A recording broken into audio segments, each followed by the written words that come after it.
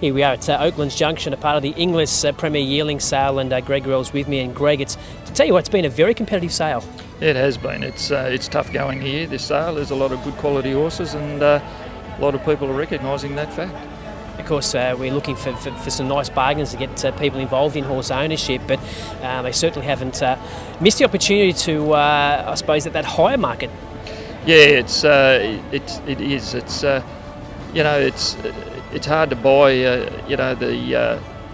what you think is the right priced horse, and you just each year it just seems to get a little bit stronger, the sales, and and the quality's improved. I think this year, across the board, I think there's a lot of nice horses here, and really thought it was probably going to even out a little bit as the sale went along, but it's only got stronger. We're seeing some great international theme from a prospective buyer's point of view, but for you personally, what are some of the things that you start looking at when you grab a catalogue and start to look at horses that you look to buy?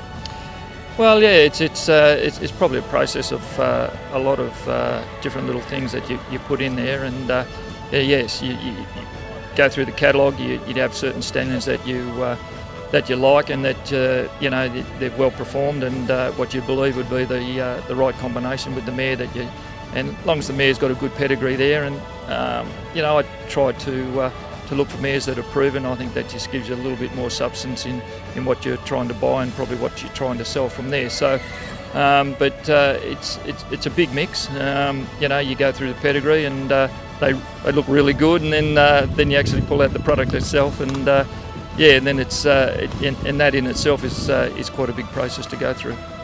And now these days we get all the information we need through x-rays, scoping, vet reports, and all the information's there for the owners to know what they're getting involved with.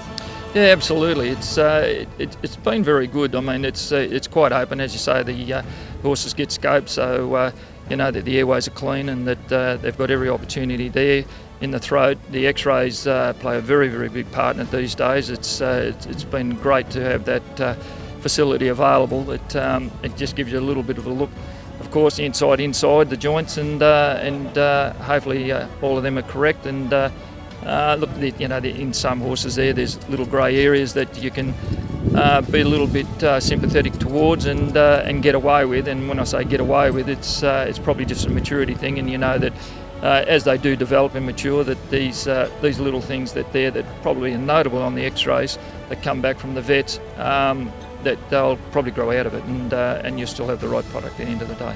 Of course, with independent syndications, you've got a lovely type by Reset that's just come into work and still shares available. How do people get involved and take that step into becoming an owner? Well, look, I mean, independent have been terrific. They just, of course, call Sharon there and catch up with her. She'll steer in the right direction, and book an appointment, come down, have a look at the filly, and we'll walk them through the process of what we do and what we like. We've had a bit to do with his family, and it's good to know a little bit about the family, because you get to know the little idiosyncrasies of what they can and can't do, and what they like or dislike. So it gives us a little bit more of an insight as to what to do when we're training them. It's already had a preparation, but what have you noticed physically and mentally about that's improved?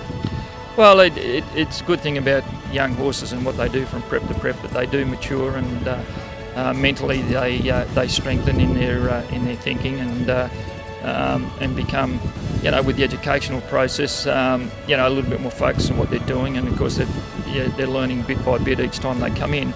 Maturity plays a huge factor in these horses and in their future, and basically what we do in the process is we work them in line with what their maturity will allow us to work with in the parameters that they're in that preparation. So point being is that they don't get pushed.